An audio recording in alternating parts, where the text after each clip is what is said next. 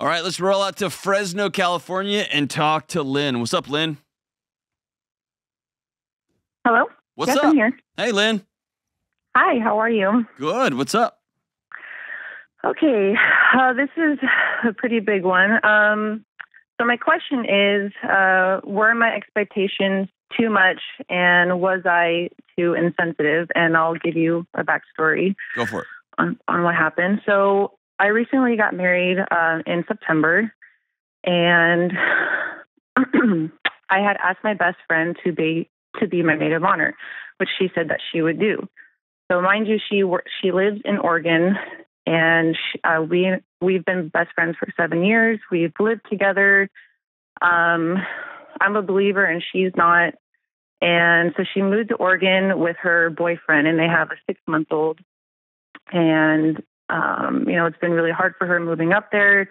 She's been financially strapped. So with that, we offered for her to come down here. We paid for a round trip flight for her to come to attend the wedding, so it would make it a little bit easier on her. So a month before my wedding, she calls and she tells me that she's not going to come to the wedding. And then I found out that she was pregnant unexpectedly with her second child. And she didn't really go more beyond that on why she couldn't, or why did she decided not to come. And I just felt like there was more, but she just wasn't telling me. So I kind of distanced myself from her during that time because, I was obviously really busy in planning a wedding, and then just emotionally, like, it really hurt me. And I did express that to her a little bit. And then I reached out to her after the wedding, telling her more how it really hurt me and that I just needed a little bit of space to, pray and forgive and move on. And then she comes at me with all of these reasons as to why it was my fault that she didn't come. She was, she was telling me that she had a miscarriage, which I wasn't even aware about. She was telling me how financially strapped that they were, even more, how emotionally she just wasn't capable of leaving her child. And ultimately, I didn't respond to her right away, which even set her off even more and attacked me even more. And when I did try reaching out to her, she just didn't want to talk to me. And she needs her space. And I don't really know what to think about this situation anymore, because I'm not trying to be insensitive, because at one point I understand what she was going through, but I don't understand why she wasn't telling me all that stuff if I was her best friend. You might not have been. I'm sorry? You might not have been. Might not have been her best friend? Yeah. Well, I have been there for her for the years that we've been friends, like, over the top. And she even mentioned in her message that she admitted sometimes our friendship was one-sided, that I was a great friend to her. And you're not hearing what I'm saying, Lynn. Oh. She might have been your best friend, but you might not have been hers. Oh, yeah, I understand that. Behavior is a language. I say that a lot. Mm-hmm. And she made it clear that she didn't trust you enough to tell you what she was going through. That's not an indictment on you. I don't even know if that's an indictment on her. Mm-hmm. But for whatever reason, she gave you her commitment, and then she backed out, and she was unable to tell you why. Mm-hmm. And then, behavior is a language. She didn't want to talk to you for a while. And then, she let you have it. Yeah. After you let her have it. And then, and then, and then. Mm-hmm. What I can't figure out is if you're mad that you had this picture of what this wedding was going to look like and she messed your picture up because she wasn't there, Mm-hmm. or if you're mourning the fact that this friendship is over. Or maybe both.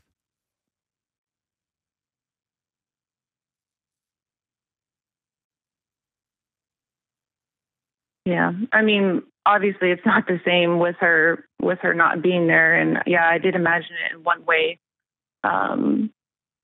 But I didn't know all that stuff that was going on. So I know, but you didn't know because she didn't tell you. Right, exactly. Which was confusing to me. It's not confusing. It's very easy. Either you're not the friend, she's not the friend that you thought she was. Yeah. Or she didn't trust you. It's not confusing. It's not over dramatic. It just is. It sounds very, very painful. If one of my closest friends in the world just called out of the blue and was like, hey, man, this big thing that's happening for you, I can't be there. Why not? I just can't. Dude, talk to me. Why? I'm not going to tell you. That'd be devastating to me. Mm-hmm. And I would have to make peace with, he gets to do that. And I'm not in super tight relationships with people who don't trust me. It's cool. Because I work really hard to be trustworthy. So if you don't want to trust me, okay, I'm going to live in that. I'm going to be heartbroken for a while. That happens. Mm-hmm. Phew. But you're giving her a lot of power over your life. And I mean this in the most loving way I can say it, but you're choosing misery right now, which is different than choosing grief, which is different than choosing to move on. You're choosing anger and rage and mad instead of choosing to be heartbroken that your friendship of 7 years, almost a decade, it's gone now. It's not what it was going to be. Yeah, that's hard to swallow for sure. Yeah. But that energy is much better spent in grief and working through what comes next. You're married now. Y'all going to have a different kind of life. Mm-hmm. You live in different states. You're going to have to do the hard work of making friends in your local community, your local area, rebuilding trust with people that you love there, or building it for the first time. That's where I'd spend my energy. Because here's the deal. Doesn't matter what I think about if you were over the top about your wedding. That's what you wanted. And you asked your friend and she said, I'm in. And then she backed out and didn't tell you why. That hurts real. Yeah, it does. But if I'm you, I'm not going to go back another time. I'm just not. Yeah. Because you think it's going to feel good when you finally get those final words in. And I'm telling you right now, it's going to be a hollow victory. Mm-hmm. It won't feel great. Yeah, that's what my husband's been telling me. It's the worst when he's right, isn't it? Yeah. I'm like, what about this? He's like, nope. He's like, it's not going to end that way. You're not going to feel any better. You will not. Because you already tried to get your mic drop moment. After the wedding was already over, you called and you told her what's up. And then she was like, hold my beer. I'll mic drop you. And then you were like, hold on. Hold both my beers and this shot. I'm going to mic drop your mic drop. What are we, why? What are we doing? Yeah. Yeah. She told you. I had this, I had this, I had this, I had this. And oh my gosh, you didn't respond on my schedule? Behavior's a language. She's telling you she does not want to have the kind of friendship that you want or need. Which sucks after all the It does. all the years that I've It does. poured into it. I know, but she's not a 401k. Yeah. You don't be nice to somebody so that one day they're nice back to you. Oh, Oh, of course not. Yeah, of course not, but that's what you did. And you're mad that your investment didn't pay off. Mm. Instead of being heartbroken that you may have misread this relationship for a long time. Or that you look up and you realize, oh, this was super one-sided. She even called it out. I was kind of a sucker. Or, man, she called out how one-sided this was. I think I was super nice to her all these years because I didn't want to be alone. That's a way harder truth to swallow than, oh, yeah, I'll tell you. Right? Yeah. You got to make peace with what is. Owning, choosing reality. Reality is, absent her calling you and saying, hey, I blew it. I was totally screwed up. I had a major loss. I don't like living where we lived. My relationship with my boyfriend, I thought it was going to be this cool, new, hip, modern way of doing love. We don't need marriage. We're just going to have kids and it's falling apart. I'm broke. I can't breathe. I'm so scared. I miss you. And I took you for granted. She didn't call with that. Sounds like you got to make peace with this thing's over. And that's going to hurt.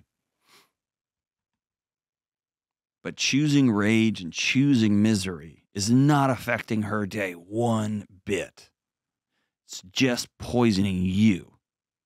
And like the old saying goes, you're drinking poison hoping that she gets sick, and she's not. She's in Oregon doing her Oregon things. Probably making her own granola and whatever they do in Oregon. And you are just suffering. So I'm going to tell you, I would recommend choosing grief. Choose heartache. Be sad. Write a letter that you will never send. Just get out of your body onto a page. Write her a letter. Says, I'm sorry that this didn't work out. I really, really loved you. Poured into you. I miss you.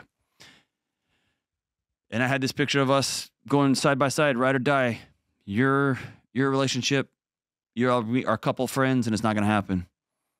You're going to miss out. And I wish you the best. And then you got to go do the hard work of making new friends in your local area. And you're worth every minute of it.